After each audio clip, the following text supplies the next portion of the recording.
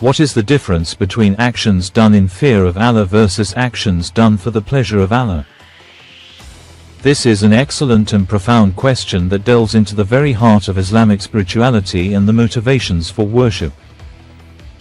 The difference between actions done out of fear of Allah and those done for the pleasure of Allah is a matter of spiritual maturity and depth, and both are essential, interconnected stages on the path to God.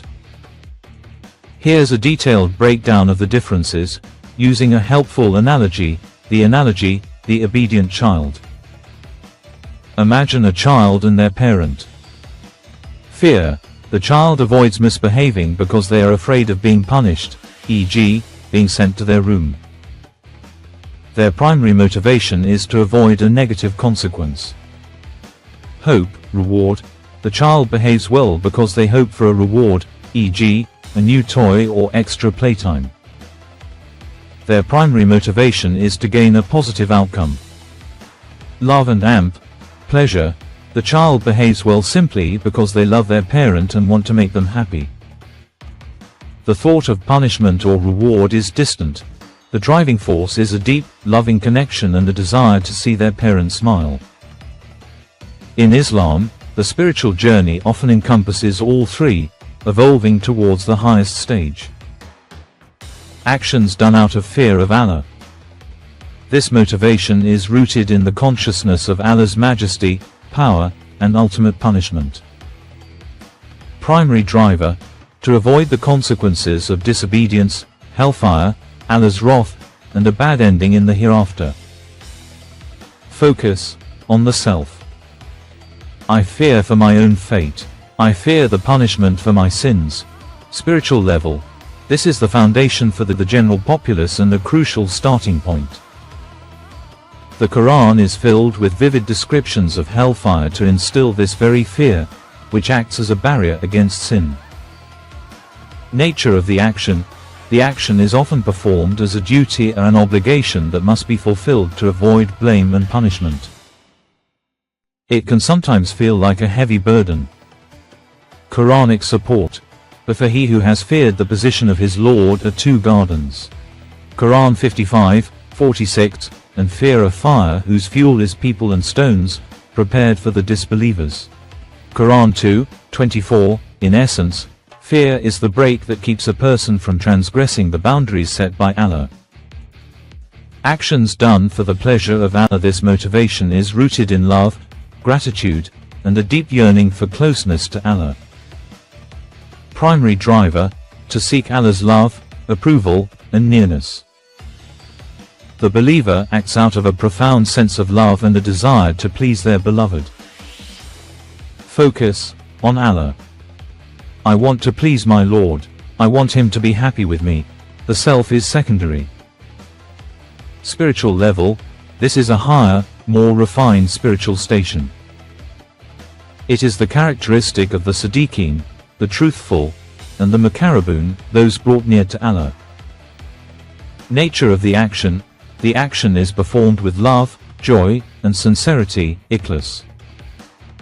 Worship becomes a source of spiritual nourishment and contentment, not a heavy burden.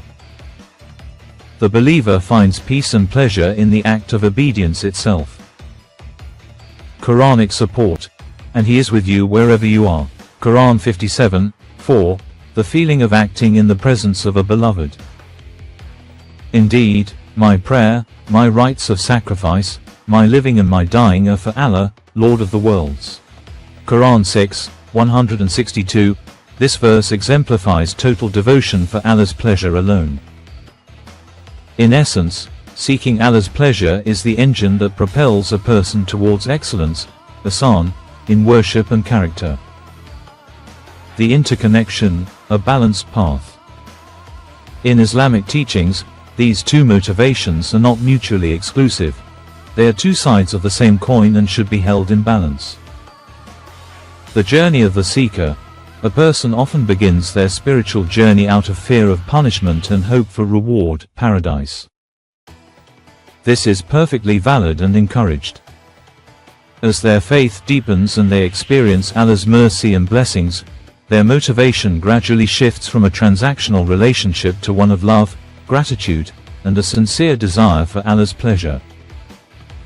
The healthy heart, the ideal state, as described by the Prophet Muhammad, PBUH, and scholars, is to have a heart that balances both fear and hope. A believer should fear Allah's punishment enough to avoid sin, but also have hope in His mercy enough to not despair. Between fear and hope, Imam Ali, Ra, said, "The believer's heart is between two fingers of the Most Merciful."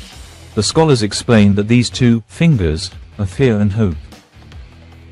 A heart should be balanced between them, never consumed by one to the exclusion of the other. Pleasure as the culmination. The pursuit of Allah's pleasure is the ultimate goal that encompasses and transcends both fear and hope. A person who truly seeks Allah's pleasure will naturally fear displeasing Him and hope for the ultimate pleasure of seeing Him. To have only fear without hope can lead to despair and a harsh view of religion. To have only the desire for pleasure without a foundational fear can lead to negligence and taking Allah's mercy for granted. The most complete and balanced believer is the one who fears Allah's punishment as if they will see it tomorrow, which stops them from sinning. Hopes for Allah's mercy and paradise as if it is guaranteed, which keeps them optimistic and striving.